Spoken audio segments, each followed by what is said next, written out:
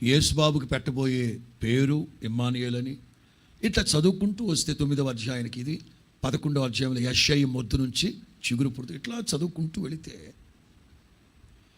యెషయా గ్రంథం 53 యేసు క్రీస్తు శిలువ శ్రమలు, ఆయన బాధింపబడ్డం, నలగొట్టబడ్డం, చితగొట్టబడ్డం, ఇలా ఇలా చూసుకుంటూ వెళితే యేసు క్రీస్తుని గూర్చిన సంపూర్ణమైన పుస్తకం అంటారు యెషయా గ్రంథాన్ని. స్తోత్రం చెప్పండి గట్టిగా.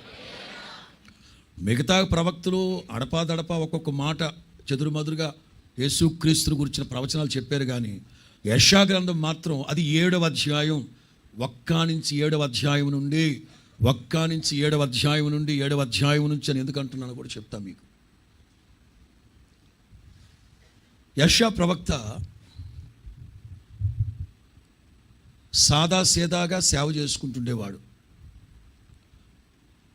సాధారణమైన వర్తమానాలు, ఏమంటారు దాన్ని, మోసబానితో కూడిన వర్తమానాలు చెప్తూ ఉండేవాడు. మీ పాపములు ఎర్రనివైనను నా యుద్ధకొచ్చి విచారణ చేస్తే కెంపు వలె ఎర్రనివైనను, మేము పాపాలని హిమము కంటే తెల్లగా గొర్రెపొచ్చు, ఈ కామన్ ప్రసంగాలు చేస్తుండేవాడు. 2వ అధ్యాయంలో చదవక్కర్లేదు, వినండి. అంత్యజనముల్లో యాకోబు దేవుని మందిరానికి ప్రజలు తండోపతండాలుగా వచ్చేస్తారు అని జనరల్ ప్రసంగాలు, ఇట్లా జనరల్ ప్రసంగాలు చేసుకుంటుండేవాడు. 3వ అధ్యాయంలో సీయోను కుమార్తె సంథింగ్ ఉంటాయి. ఎప్పుడైతే 6వ అధ్యాయానికి వచ్చాడో, అప్పటి వరకు యెషయా ప్రవక్తకి దర్శనం లేకుండానే సేవ చేస్తున్నాడు. నన్నైతే పెద్దగా ఎవరు అడగలేదు, కానీ అడిగినా అడగకపోయినా చాలామంది చెప్తూ ఉంటారు. చాలామంది నన్ను ఇట్లా అడిగారు అందుకని చెప్తున్నాను అని చెప్తుంటారు. ఈ మధ్య ఎవరో ఒక అమ్మాయి, చాలామంది నన్ను యూట్యూబ్లో కామెంట్స్ ద్వారా అడుగుతున్నారు, అమెరికాకు వస్తే ఇండియన్ రూపీస్ చెల్లతాయా చెల్లవా, అక్కడ వేరే డబ్బులు ఉంటాయా అని ఎవరు అడిగారంట. ఛానల్ సబ్స్క్రైబ్ చేసుకుందే 10 మంది తండోపతండాలుగా అడుగుతున్నారంట. ఎవరు అడిగారు, ఏం మాట్లాడుతున్నావు నువ్వు అసలు? చాలామంది చెప్తా ఉంటారు, నన్ను అడిగారు, నన్ను ఎట్లా అడిగారు, ఎవరికి ఓటు వేయమంటారు, చాలామంది నన్ను అడుగుతున్నారు, ఎవరికి వేయమంటారు, ఎవరికి వేయకూడదు అంటే నువ్వు చెప్పినంత మాత్రం వాళ్ళు వేసేస్తారండి. ఒక అవగాహన కోసం చెప్తున్నాను. దేవుడు అస్సలు సేవకు పిలవలేదు.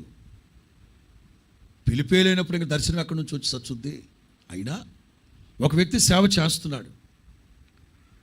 ఎవరైనా నా దగ్గరకు వచ్చి, అయ్య గారు ఆడు చేసే సేవ కరెక్టేనా, ఆడికి అసలు పిలుపు లేదు, దర్శనమే లేదు, నాకెందుకు చెప్పు. అతను చెప్తున్నాడు, యేసు ప్రభు నన్ను పిలిచాడని చెప్తున్నారు. ఒక దర్శనం కూడా ఉందని చెప్తున్నాడు. ఏమిటి ఆ దర్శనం? గొర్రెల్ని మేపినట్టుగా. ప్రతివాడు గొర్రెల్ని మేపుతాడు, పందులు మేకలు ఎందుకు మేపుతాడు చెప్తున్నా. లేదు, ఇంకేం దర్శనం వచ్చిందంటే చేపలు పట్టినట్టుగా వచ్చిందంట. అవునా? ఈయన గారికేమో చేపలు పట్టినట్టు, ఆయన గారి భార్యకేమో చేపలు దోమినట్టు.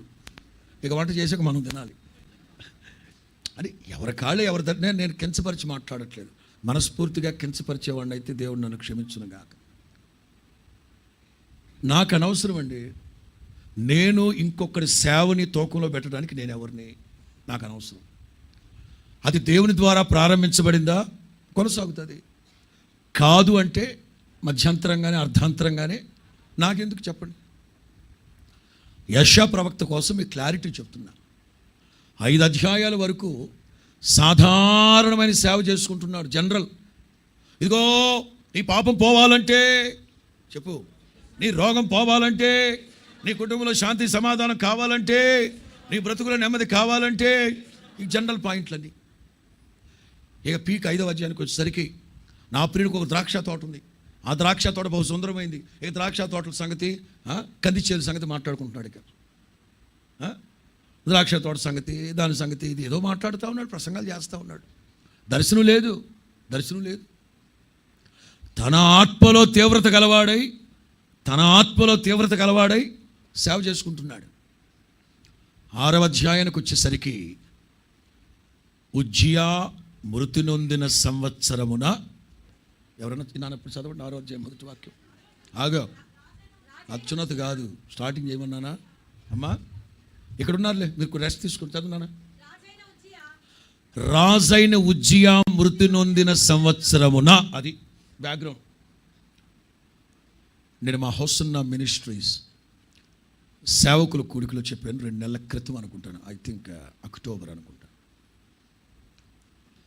ఈ 6వ అధ్యాయంలో ఉన్న 6, 7, 8 వాక్యాల వరకు తీసుకొని ఒక 7 పాయింట్లతో సేవకుల సదస్సులో నేను మా సేవకుడికి వర్తమానం చెప్పాను. ప్రతి సేవకు రావడానికి ఒక బ్యాక్గ్రౌండ్ ఉంటుంది, ఒక బ్యాక్గ్రౌండ్ ఉంటుంది. యెహెజ్కేలునేమో విదేశాల్లో ఉన్నప్పుడు దేవుడు సేవకు పిలిచాడు. ఇర్మియా స్వదేశంలో ఉన్నప్పుడు సేవకు పిలిచాడు. ఆమోసు మేడిపండ్లు ఏరుకుంటూ పశువుల కాపరిగా. దైవ దర్శనం కలగడానికి లింక్ ఏంటంట? ఉంటాయి. దీన్ని మనం ఆధ్యాత్మికంగా కన్వర్ట్ చేసుకుంటే, రాజైన ఉజ్జియా మృతి నొందిన సంవత్సరమున అత్యున్నత సింహాసనమందు ఆసీనుడై ఉన్న ఒకరిని నేను చూశాను. అంటే ఒక సేవకుడికి దైవ దర్శనం అనేది చాలా ప్రాముఖ్యం. యెషయా, ఇర్మియా, యెహెజ్కేలు వీళ్ళ ముగ్గురిని గొప్ప ప్రవక్తలు అంటారు. నేను కూడా అదే అంటా. మిగతా ప్రవక్తలు సాధారణమైన ప్రవక్తలు, చిన్న ప్రవక్తలు. మాకు అర్థమైందిలేండి అయ్యగారు, మాకు అర్థమైంది. ఒబద్యా 1 అధ్యాయం రాశాడు కనుక చిన్న ప్రవక్త. జఫన్యా 3 అధ్యాయాలు రాశాడు కనుక, హగ్గై 3, అందుకే వాళ్ళు చిన్న ప్రవక్తలు. వీళ్ళు 50 చిల్లర, 60 చిల్లర, 45 చిల్లర రాశారు కనుక వీళ్ళు అట్లనరాదు. ఇక్కడ అధ్యాయాలు ముఖ్యం కాదు. ఏం ముఖ్యమంటే వీళ్ళ ముగ్గురికి, యెషయా, ఇర్మియా, వీళ్ళ ముగ్గురికి దైవ దర్శనం ఉంది. స్తోత్రం చెప్పు. దైవ దర్శనం ఉంది. మిగతా ప్రవక్తలకి వాక్కు. నన్ను అర్థమవుతుందా?